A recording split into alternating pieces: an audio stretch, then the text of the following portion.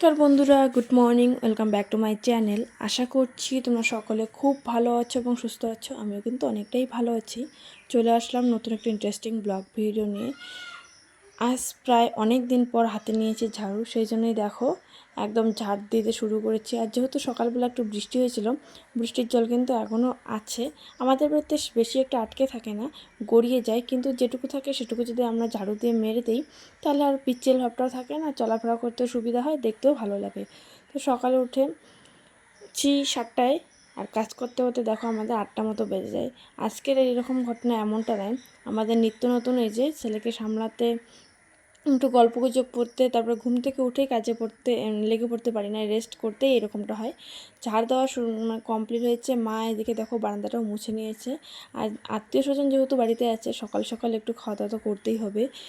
আর সেরকম আত্মীয় স্বজন না থাকলে আমাদের কখন হবে তার তো কোনো গ্যারান্টি নেই। যারা আমার নিত্য ভিডিও দেখো তারা তো অবশ্যই জানো। তো এখানে টমেটো করতে বসে গেছি। আজকে বানাবো হচ্ছে রুটি আর টমেটোর চাটনি। টমেটোর চাটনি খেতে আমার তো ভীষণ ভালো লাগে, কিন্তু যে আমার এক ভাস্তি, একজনের তো ভীষণ ভালো লাগে আর একজনের বলছে আমারও তো ভালো লাগে না। তবুও আর কি, সবার সব দিক ভাবলে তো আর চলবে না, সব মানে যে কোনো একটা দিক বাদ দিতেই হবে। তো এই যে এতগুলো টমেটো মতো কেটে নিয়েছি। তোমরা হয়তো দেখে বলবে যে রাক্ষসী নাকি, কিন্তু হ্যাঁ গো, আমার এতগুলো টমেটোই লাগে। আমরা ভীষণ খেতে ভালোবাসি, বিশেষ করে আমার মা আর আমি তো ভীষণ। তো উনুন পার লাগিয়ে নিয়েছি। দেখো শুকনো লঙ্কা আর কালো জিরে দিয়ে কিন্তু চাটনিটা বানাবো। বেশি কিছু মশলাও পছন্দ করি না, হালকা সাদামাটা একটা চাটনি, খেতে দারুণ টেস্টি হয় আমার মতে। হ্যাঁ, যারা যারা একটু ঝাল লবণ মশলা বেশি খেতে পছন্দ করে তাদের মুখে এই চাটনি পোষাবে না, কিন্তু আমার কাছে এটাই সেরা। আর আমার মায়ের হাতের হলে তো আর কোনো কথাই থাকে না, কিন্তু আজকে আমার মা না, আজকে আমি বানাচ্ছি। আর দেখো দুটো প্যাকেট রেশনের যে আটাটা হয়, সেই দুটো প্যাকেট মতো এখানে আটা মেখে নিয়েছি।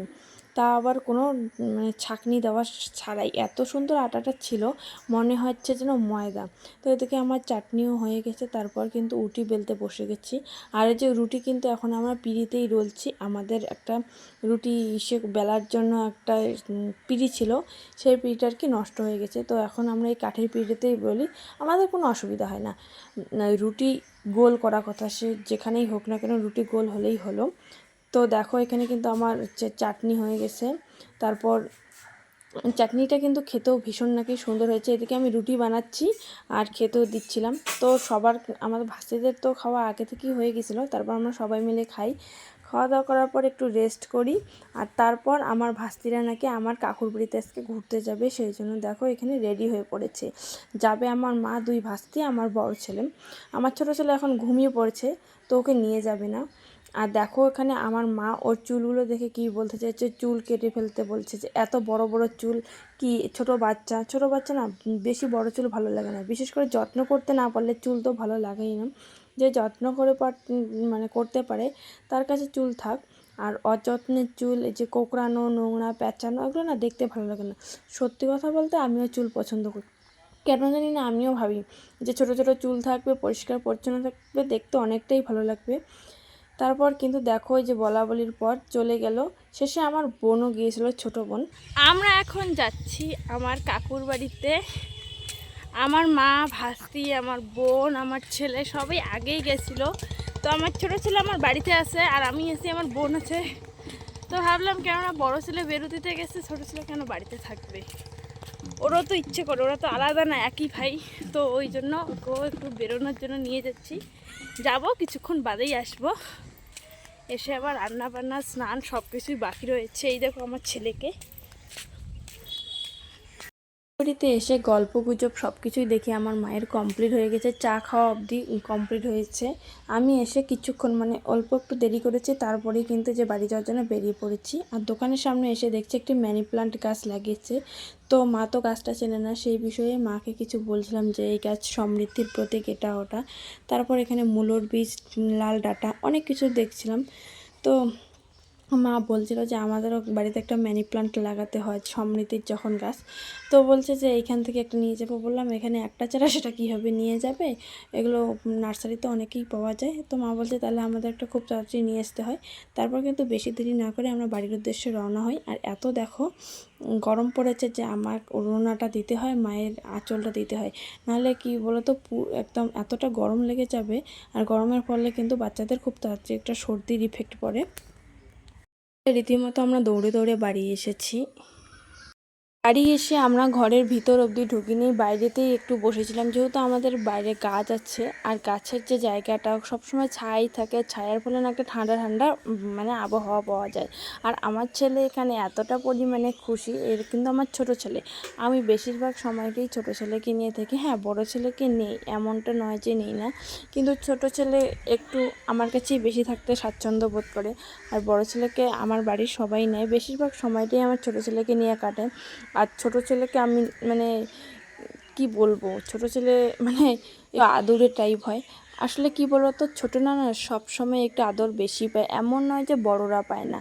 আর বিশেষ করে আমার ছোট ছেলের একটু শারীরিক দিক দিয়েও মানে ও একটু অসুস্থ অসুস্থ টাইপ, তো মায়ের কাছে সেটা বুঝতেই পারছো, মা একটা শক্তি মতন টাইপ। তো আমার মা তো আমার বড় ছেলেকে নেয়, ও কিন্তু সব দিক দিয়ে সম্পূর্ণ, কিন্তু আমার ছেলের ওয়েটটাও কম। আর হ্যাঁ, আমি না তোমাদেরকে কোনোদিনও বলিনি যে আমার ছেলের ওয়েট কত, কেননা আমার ছেলে খুবই কম ওয়েট ছিল, সেই জন্য কিন্তু এই কথাটা আমি প্রকাশ করতে চাইনি। কিন্তু এখন ওরা অনেকটাই বড় হয়ে গেছে, তাই ভাবছি এই নিয়ে একটা আমি ভিডিও করব। তারপর কিন্তু একটু গল্প গুজব কর, ওদেরকে স্নান করে দিয়েছিলাম। দেখো আমার ছোটো সারাদিন আর কোনো রকম ভিডিও করতে পারিনি, এখন সবে আর ভিডিওটা স্টার্ট করলাম। দেখো এখন হয়ে গেছে বিকেল, আর আবহাওয়াটা ঠিক কতটা সুন্দর। একটু ছোটো ছেলেকে নিয়ে বাড়ির বাইরে গেছিলাম, তারপর দেখি একটা কাকিমা একটা দুটো বোন আমাদের বাড়িতে আসলো, তো সেই জন্য কিন্তু আমি আসছি। আর এখানে মাও কিন্তু আছে, মা আমার ওদের সঙ্গে গল্প করতেছে। কিন্তু আমার ছোটো ছেলে তো আর সেরকম ছেলে না, একদম প্রচুর দুষ্টু আর পাকা ছেলে, তো ওর সঙ্গে গল্প গুজব না করলে না চুপচাপ থাকে না। তো আমার বোনকে ক্যামেরা ধরিয়ে দিয়ে বলছি, দেখ দেখ আমার ছেলে কিন্তু বসতে পারে, তো ওকে ছেড়ে দিলেই কিন্তু ও বসতে পারে। তো সচরাচর আমরা ছেড়ে দিই না, কারণ এত ছোট বয়সে যদি ওর মানে ছেড়ে দিই তাহলে হয়তো কোমর টমর ভেঙে যাবে।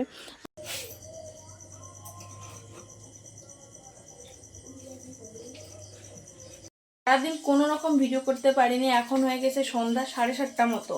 এখন রান্না করে আসছি, বানাবো হচ্ছে চাউমিন। উনুনটা সবে মাত্র লাগালাম, আর যেহেতু পাটকাঠি নেই, উনুন লাগাতে মানে খুব কষ্ট হয়, তবুও যে আস্তে আস্তে লাগছে। ভাত হয়েছে অনেকটা, সেই জন্য এই যে চাউমিনটা বানাবো। মানে সবাই একটু করে ভাত খাবো আর একটু করে চাউমিন খাবো। অন্য কিছু বানাইতে চেষ্টা করতে মানে চাইলাম যে অন্য কিছু বানাই, তারপর ভাবলাম ভাতটা না হলে নষ্ট হয়ে যাবে, তো সেই জন্য চাউমিন বানাবো। তো চলো কীভাবে চাউমিন বানাই দেখতে থাকো। বাড়িতে কোনো আত্মীয় স্বজন আসলে আমি একটু স্পেশাল কিছু বানিয়ে খাওয়ানোর চেষ্টা করি। সবসময় যে এমনটাই করি তা কিন্তু নয়, আমরা যখন নর্মাল সবাই বাড়িতে থাকি তখন নর্মাল খাবার দাবারই করি। হ্যাঁ, কোনো দিন যদি একটু মন চায় শখের জিনিস বানিয়ে খাওয়ানোর, তখন কিন্তু খাই, তাছাড়া খাই না। আত্মীয় স্বজন কিন্তু মানুষের বাড়িতে এমনি এমনি যায় না, মানে বছরে 6 মাসে 1 মাসে কিন্তু ওরা একটু বেরোতে যায়, 2-1 দিন থাকে, তারপর কিন্তু আসে। ওর মানে আত্মীয় স্বজন কখন আসে যায় বলো তো, আমরাও কখন যাই যখন আর কি আমাদের অস্বস্তি লাগে, একটু সময় অতিবাহিত করার জন্যই কিন্তু যাই। সবাই কিন্তু কর্মব্যস্ততা এতটাই ব্যস্ত, সবাই মানে কি সবার কেমন এখন না, মানুষের আত্মীয় স্বজনের বাড়ি যায় না, সবাই কাজকর্ম নিয়েই ব্যস্ত থাকে। তো চাউমিন বানানোর জন্য দেখো আমি এখানে প্রথমে একটা কড়াইতে জল গরম করে নিয়েছি একদম, তারপর একটু সাদা তেল আর লেবু রস দিয়েছি। লেবু রস দিলে কি হয় মানে অনেকটা ভালো হয়, আর সাদা তেল দিলে কারো গায়ে কেউ লেগে না যায়। তো এখানে 1 প্যাকেট চাউমিনের মধ্যে আমি 3 ভাগ মতন দিয়েছি, আর 1 ভাগেরও কম বলা চলে, একটু মতো রেখেছি যে একটু পাকোড়া করব।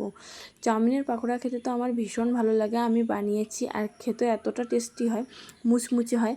তো চাউমিনটা ভালো করে সেদ্ধ করে মানে এদিকে সেদ্ধ বসিয়ে দিয়েছি, যাতে তারপর কিন্তু চাউমিনটা বানাবো। আর চাউমিন বানানোর জন্য এদিকে কিন্তু আমি পেঁয়াজ, রসুন, লঙ্কা এসবও কেটে নিয়েছি। টমেটো ছিল, টমেটো আমি না প্রথমে ভেজ চাউমিন বানানো চাইলাম, তারপর দেখি বাড়িতে কোনো ভেজের যে সবজিগুলো থাকে এগুলো নেই। সব সময় সব কিছু বাড়িতে থাকবে এমনটা তো নয় না, সব সময় কিন্তু সব কিছু বাড়িতে থাকে না। হ্যাঁ, যারা একটু রিচ ফ্যামিলি তারাদের বাড়িতে অবশ্যই পাওয়া যায়, কিন্তু আমাদের ফ্যামিলিকে না তো মধ্যবিত্ত বলা চলে, কারণ মধ্যবিত্ত ফ্যামিলিতেও কিন্তু এইসব মানে টানাপোড়েন থাকে না। কিন্তু আমরা যে ফ্যামিলিতে মানে থাকি সেটাকে অ্যাকচুয়ালি গরিব ফ্যামিলি বলা চলে। ওদের সঙ্গে গল্প করতে করতে আমার কিন্তু চাউমিনটাও সেদ্ধ হয়ে গেছে। তারপর আমি চাউমিনগুলোকে একটা মানে গামলাতে করে নামিয়ে নিয়েছিলাম। আমি না ঝুড়ি খুঁজেই পাচ্ছিলাম না, এগুলোতে নামিয়ে নিলে কিন্তু একদম বেশি ঝরঝরে হয়। তো কি আর, ঝুড়ি নেই তো কি হচ্ছে, একটা গামলাতে করে নামিয়ে একটু জল দিয়ে ধুয়ে নিয়েছিলাম, ব্যাস। যখন যা থাকে তা দিয়ে কিন্তু কাজ একটু মানে সামনে নিতে হয়। তো তারপরে কড়াইতে তেল একটু বেশি করে দিয়ে তারপর পেঁয়াজ কুচিগুলো দিচ্ছিলাম, আর পেঁয়াজ কুচির সঙ্গে একটু লঙ্কা কুচি, টমেটো কুচি সব কিছু একসঙ্গে দিয়ে একটু ভালো করে আর কি রান্না করে নেব। আর তারপর দেখো, প্রথমে যখন আমি উনুনটা লাগাচ্ছিলাম তখন কিন্তু আমাদের পাটকাঠির অভাবে অনেকটা টাইম লেগে যায়। তারপর একদম সেই মতন জ্বলছে, এরকম উনুনে কিন্তু রান্না করতে আর কি মন চায়। আর এইদিকে দেখো, একটু লবণ, একটু হলুদ দিয়ে ভালো করে পেঁয়াজ তারপরে টমেটো এগুলোকে একটু ভেজে নিয়েছি। তারপর কিন্তু পুরো চাউমিনটা আস্তে আস্তে করে দিচ্ছি আর একটু নাড়াচাড়া করে নিচ্ছি। আর হ্যাঁ হ্যাঁ, একটু সয়া সস কিন্তু আমি অবশ্যই দিয়েছি প্রথমে যখন টমেটো পেঁয়াজটা ভেজে নিচ্ছিলাম। আমাদের বাড়িতে না সবসময় সয়া সসটা আছে, কিন্তু টমেটো সসটা পছন্দ করি যে আমাদের বাড়িতে না বেশি থাকে না। আমরা পাকোড়া হোক যা কিছুই হোক না কেন, আমরা কিন্তু মোটামুটি সয়া সসটা মানে ফুচকাই হোক সব কিছু দিয়ে একটু খেতে পছন্দ করি। তারপর এখানে আমি আর একটু হলুদ অ্যাড করেছিলাম, আমার মনে হচ্ছিল যে হলুদটা একটু কম হয়েছিল। তো ম্যাগি মশলা ছিল না, সেই জন্য কিন্তু গোটা জিরে, গোটা শুকনো লঙ্কা, তারপর ধনে এইসব একটু খালি কড়াইতে গরম করে তারপরে একটু মানে বেটে নিয়েছি। এটাই কিন্তু আমি মশলা হিসেবে ব্যবহার করি আমাদের যখন বাড়িতে আর কি ম্যাগি মশলা, চাউমিন মশলা থাকে না। তো দেখো, মশলাটা অ্যাড করার পর ম্যাগিটা দেখতে ঠিক কতটা সুন্দর হয়েছে। ম্যাগিটা খেতে কিন্তু ভীষণ পরিমাণে সুন্দর হয়েছিল। আর আমি মশলাটা কীভাবে বানাচ্ছি, আমার ভাস্তে ওইখানে দাঁড়িয়েছিল, আর ওই কিন্তু ক্যামেরাটা ধরেছিল বলে আমাকে কিন্তু জিজ্ঞেস করতেছে যে এত সুন্দর একটা মানে মশলাটা দেওয়ার পরেই না একটা সুন্দর গন্ধ আসছিল, যেহেতু ওইখানে অনেক রকমই ছিল, এলাচ, দারচিনি অনেক কিছুই ছিল আর কি। মশলাটা দিয়ে আর একটু নাড়াচাড়া করে কিন্তু দেখে এখানে আমি ম্যাগি মানে চাউমিনটা নামিয়ে নিচ্ছি। আর দেখে তোমরা বুঝতেই পারছো ঠিক কতটা ঝরঝরে হয়েছে, খেতে কিন্তু ভীষণ পরিমাণে টেস্টি হয়েছিল। আর আমার বাবা তো খায় না, আমরা মোটামুটি বাড়িতে 5 জন, আমাদের আত্মীয় 2 জন, এই 7 জন মানুষ খেয়েছি। মানে অনেকটা করেই কিন্তু খেয়েছি, অনেকটা করেই আমাদের ভাগে পড়েছিল। যখন খেতে বসি তখন কিন্তু আমার ভাসুর ফোন করেছিল, সেই জন্য কিন্তু আমি ভিডিও ক্লিপটা নিতে পারিনি। এখানে দেখো মোটামুটি সবার খাওয়াই শেষের দিকে, কেবল আমার বোন, মা এরাই বাকি ছিল। আর বলতেছে যে এতক্ষণ আমরা মানে যদি না খাইতাম সেটাই বেশি ভালো হতো, কারণ এতক্ষণ ফোন করছিল আর ফোনটা আমরা রাখতে বলি তবুও কিন্তু রাখছিল না। ওরা তো মানে জানতো না যে আমরা এখানে খাচ্ছি, খাওয়ার ভিডিও ক্লিপ নিব। তো আজকের ভিডিওটা এই পর্যন্তই। ভিডিওটা কেমন লাগলো কমেন্ট করে কিন্তু অবশ্যই জানাবে, ভালো লাগলে লাইক করবে, চ্যানেলটা সাবস্ক্রাইব করবে। দেখা হবে অন্য কোনো একটা ভালো ভিডিও, ততক্ষণে যেন ভালো থেকো, সুস্থ থাকো, বাই বাই।